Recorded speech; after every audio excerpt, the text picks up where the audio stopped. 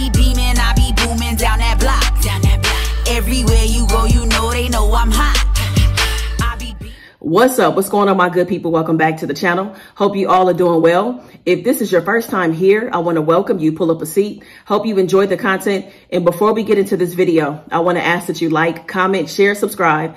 Go ahead and tap that bell while you're at it so you're notified anytime I drop a brand new video, go live, or schedule a premiere. All right, y'all. So today I got a veggie quesadilla and I got some black beans off to the side. On top of my quesadilla, I have some salsa, and I also have some Greek yogurt mixed with hot sauce. All right. Let's go ahead and get this first bite in. I got some green onions on top too. Got some beans on there.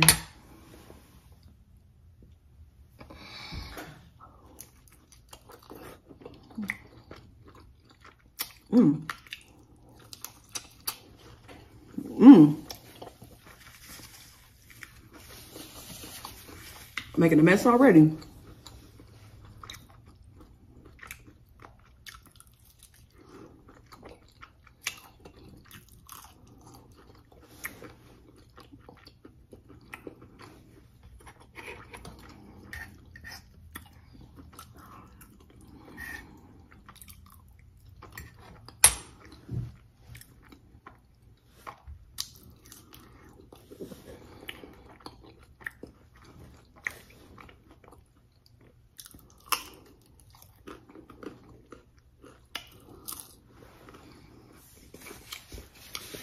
Delicious. Super simple and really good. I love to eat just very simple food. I realize that about myself. It ain't got to be nothing fancy. It ain't got to have a whole bunch of ingredients. Put a little bit on there.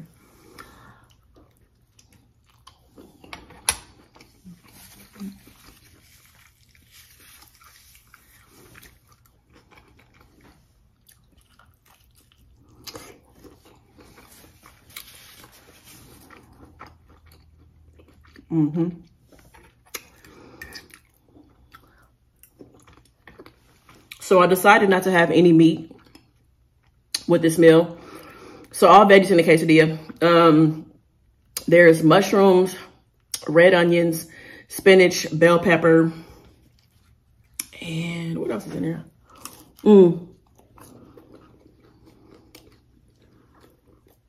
Zucchini.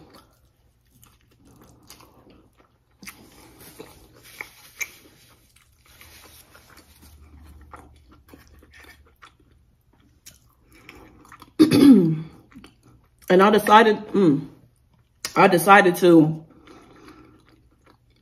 use Greek yogurt instead of sour cream because the Greek yogurt, well, number one, it doesn't make that much of a difference in my opinion. Like when I'm using it to top like a taco or quesadilla, it doesn't make a huge difference flavor-wise to me. But also the Greek yogurt, it has protein in it, so that's why I decided to use it.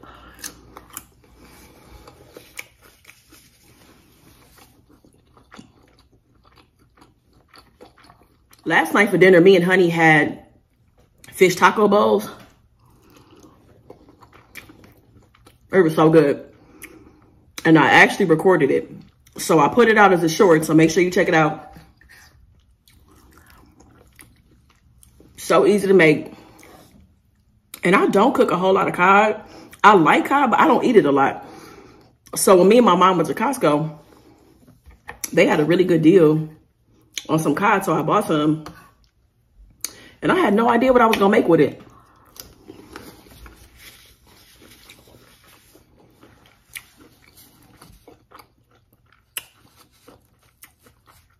So I made some bowls that were so good. It had cabbage, jalapenos, avocado, tomato, onions.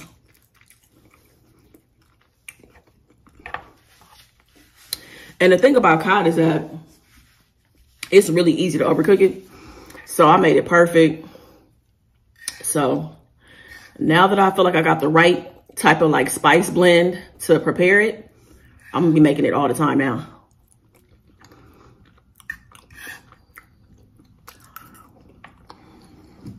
So yeah, check out the short, y'all. You might want to make it. And also too, the way that I made the cod, you could put it in, you know, put it in a tortilla, have a fish taco. You could pair it with your favorite veggie. You can eat it with pasta.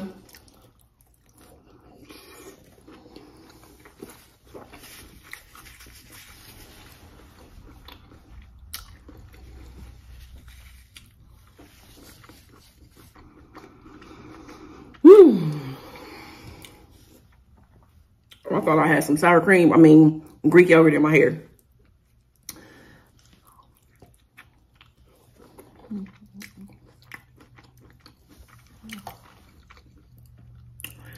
Y'all, the time is going by so fast. Today makes 30 days that I have been out here in Ohio. That went by so fast. It feels like I've been here like 2 weeks.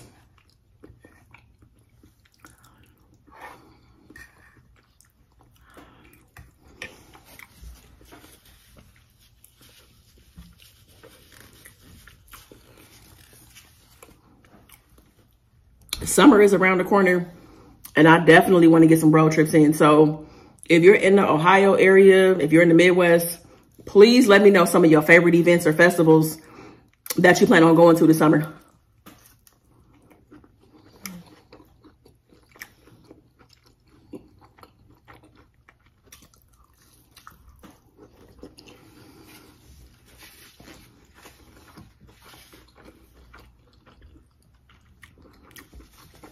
So far, we're going to the Cincinnati Music Festival.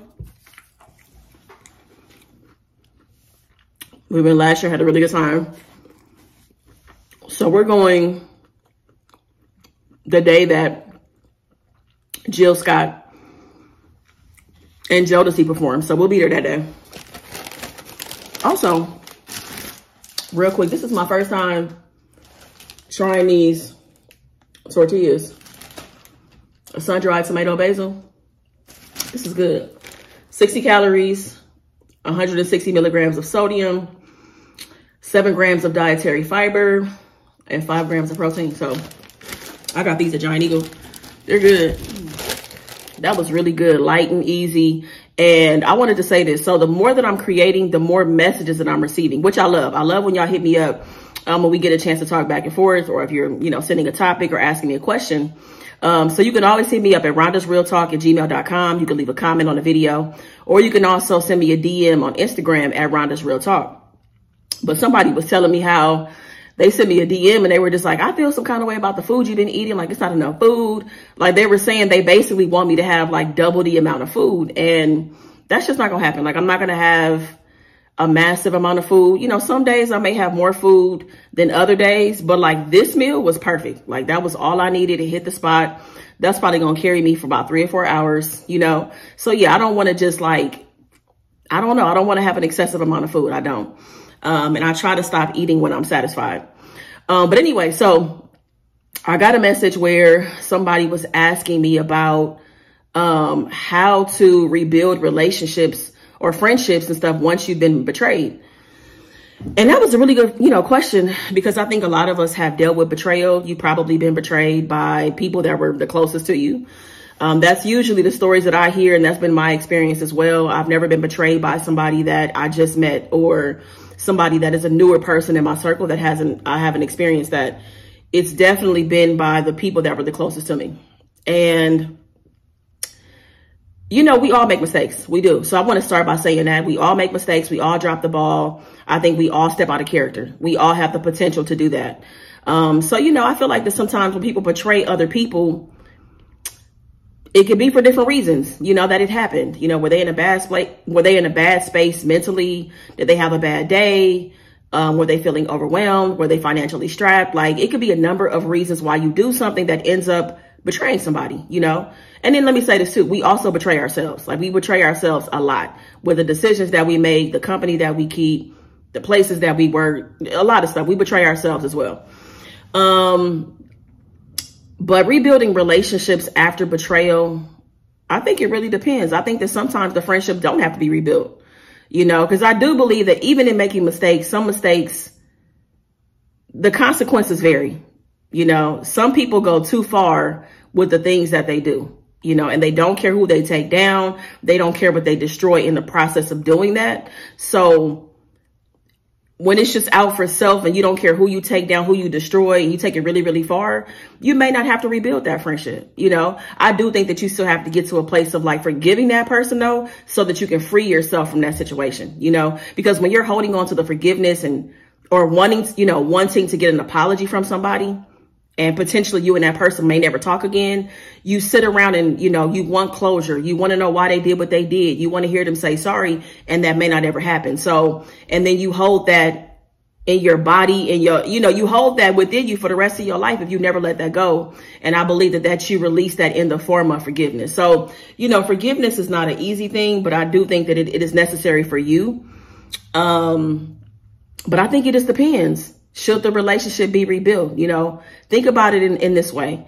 If whatever the person did, because we didn't go into detail about what happened, if whatever they did, what if they never changed their behavior? I think you should think about it like that. If they never changed their behavior, would you be able to resume a friendship with them? Would you be able to rebuild trust? Would you be able to have certain conversations with them? Would you be able to enjoy their company? Because some people don't change. You know, sometimes people get the apology, they get their way back into your life, and they're still up to the same old, they still doing the same old thing, you know, and I do think that's the best thing that you can give to somebody is to change their behavior. You know, change behavior is much better than an apology anyway, but some people aren't going to change. So I think it depends on whatever the situation was. Did they take it too far? Do you understand why they did what they did? Also too, it's a lot of people that get caught up in things that happen. So if somebody betrays you, sometimes it can divide friendships. That's what happened with me. The thing that I've experienced, it divided an entire circle of friends, you know, and some people went with the person that I feel like that did the betrayal. And then some people were with me. And it wasn't like I don't think either one of us were just sitting there saying, you got to choose.